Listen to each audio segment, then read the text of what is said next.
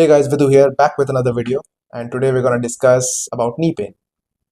Many times, people who start training in the gym and who are, still in couple of months in the gym, they start experiencing excruciating knee pain, especially in the middle part of the knee at the cap.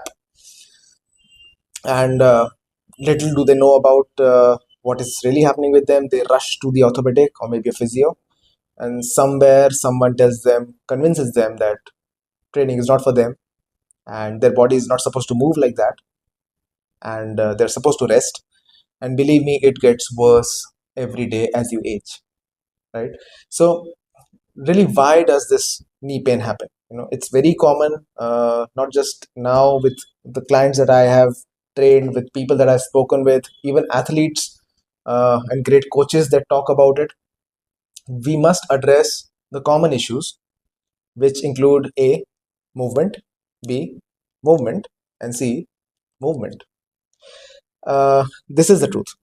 The movement or lack thereof has been shown to cause a lot of problems, possibly so injurious that you really don't have a choice later in your life. Knee joint, as I mentioned in my previous video of joint by joint, is supposed to be a stable joint. It is sandwiched between the hip joint, which is supposed to move free, and the ankles, which are also supposed to move free.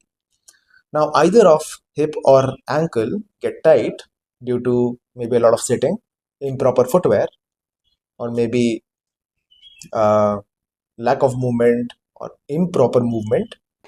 Then, to make you move, a stable joint will have to move. A stable joint like the knee, if it starts to move, there is a lot of wear and tear, and hence there is pain. So, what do we do? We can address this issue in three parts. First one is start to move.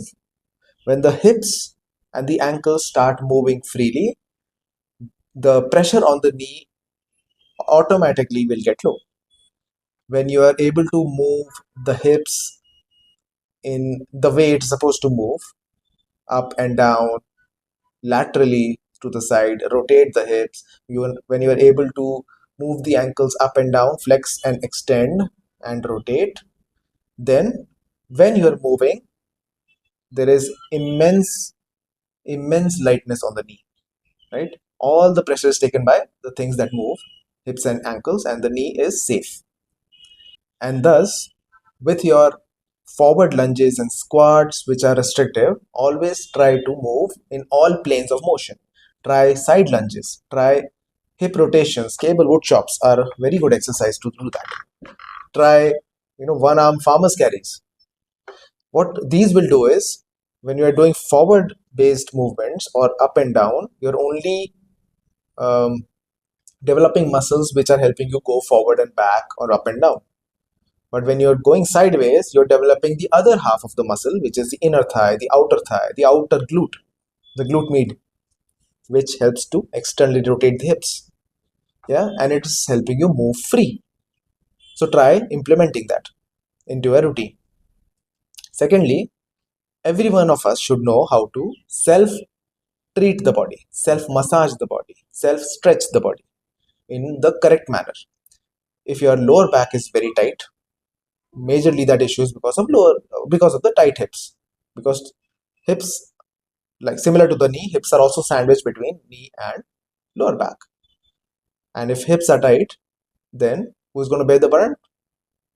The knee and the joint above the hip, which is the lower back. So start loosening the hips. Along with the movement, always try to roll, always try to loosen or release the tightness. There are med balls available in the gyms. You can buy med balls readily available on Amazon. You can buy tennis balls just to start. It can be pressed. It's softer. It's not going to be that painful, because releasing a tight muscle initially is painful. You have to have patience. You have to microfeed it for 10 seconds every day, and then gradually, with correct movement, you want to release the muscle. There is an entire video on that, entire discussion on that. We can have it later, but I'm just giving you a direction. You can also try massage balls. balls like these, they're available on Decathlon, and the grids that you see here, they go deep into the hip and they massage the muscle. Yeah, and that is how that muscle loosens up, and then you can move it. Yeah, and lastly, everyone should know how to move with proper form, how to train, how to exercise with proper form.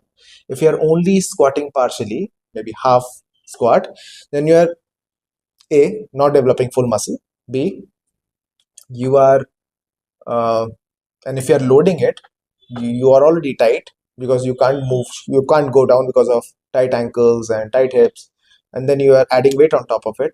So you are tense and already you're tense and you're adding more tension on top of it. Tension plus tension, double tension. And then when you try to rectify it, it takes double or even 5 times of the time that it takes to release the muscle initially when you know that something's wrong. So always assess yourself, always see where there is pain. The body is supposed to move freely, 360 degrees. It's supposed to move front, back, supposed to move to the side, supposed to rotate along the hip. Ankles are also supposed to do that. Knees are supposed to be stable. So you need to learn how to uh, move 360 degrees, need to learn how to move with proper form, and also need to learn how to self correct or self release the body through stretching and rolling. Yeah, so that's it. So but before all this, always try to get an x-ray done. If there is really an excruciating pain, uh, you'll be safe to know that there is no issue with the bone. If there is, then there is an orthopedic issue and you should see an orthopedic.